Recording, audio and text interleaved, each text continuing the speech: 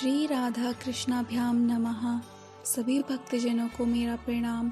आज हम श्रीमद् भागवत कथा से प्रकट 2 श्लोक की कथा करेंगे, जिसमें से पहला श्लोक है वेणु गीत की कथा।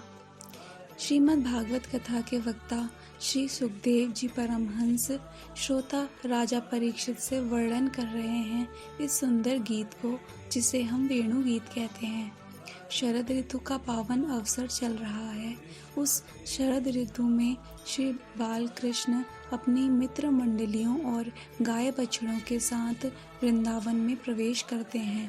उस समय भगवान की बड़ी दिव्य शोभा होती है, जिसका वर्णन इस प्रकार है।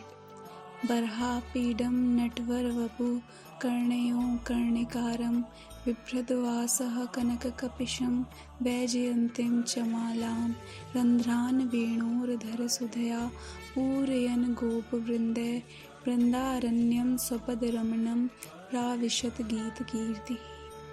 बर्हा पीडम अर्थात जिनके सिर पर मोर मुकुट है। नटवर वपु अर्थात सुंदर लीला करने वाले पुरुषों में उत्तम भगवान पुरुषोत्तम, जिनका सुंदर स्वरूप है। कर्णयो कर्णिकारम अर्थात भगवान श्री कृष्ण 2 कानों में से किसी एक कान पर कनेर का पुष्प धारण करते हैं। यह पुष्प गोपियों के लिए संकेत होता है कि आज हम किस दिशा की ओर गौचारण के लिए जाएंगे। बिभ्रद्वासः कनक कपिशम अर्थात जैसे अग्नि से में तपाया हुआ स्वर्ण चमचमाता है, वैसे ही भगवान श्री कृष्ण का पीतांबर चमक रहा है। यह भगवान का शरीर सोने की कांति के समान देदीप्यमान हो रहा है। वैजयंतीम च मालाम अर्थात भगवान श्री कृष्ण के गले में सुंदर वैजयंती की माला शोभायमान हो रही है। रंध्रान वेणोरधर सुधिया पूरयन अर्थात भगवान श्री कृष्ण वेणु वादन कर रहे हैं। उस वेणु को अपने मुख से लगा करके अपने अधरामृत रस सुधा से उसे पूरित कर रहे हैं। गोप वृंदै वृंदारण्यम स्वपद रमणम प्राविशत गीत कीर्ति अर्थात भगवान श्री कृष्ण गोप ग्वाल गायों के साथ वृंदावन में प्रवेश कर रहे हैं और सभी सखागण उनकी कीर्ति का गुणगान कर रहे हैं, उनकी जय जयकार कर रहे हैं। उस समय भगवान श्री कृष्ण की बड़ी दिव्य शोभा हुई।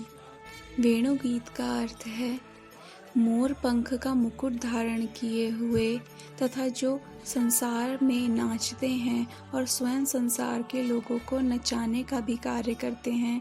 ऐसे नाचने वालों में जो श्रेष्ठ नट हैं, जिनके कानों में सुंदर कुंडल तथा गले में वैजयंती की माला है, जो सुंदर वंशी के लिए हुए हैं, और वंशी के छिद्रों से जो आवाज़ निकलती है, उससे सारे गोप एवं गोपी आकृष्ट होकर सब आनंदित हो जाते हैं।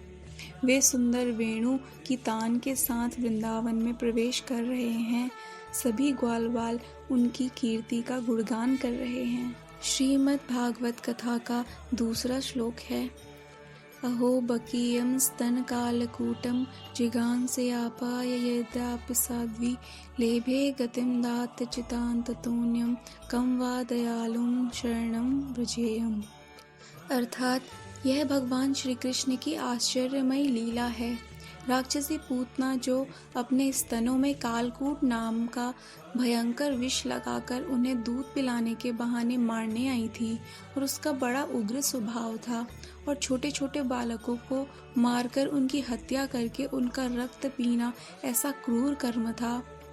और वह पूतना जब माया से एक सुंदर स्त्री का रूप धारण करके आई और कन्हैया को उठाकर ले गई और एकांत स्थान पर ले जाकर उसने विष से सना हुआ अपना स्तन कन्हैया के मुंह में दे दिया।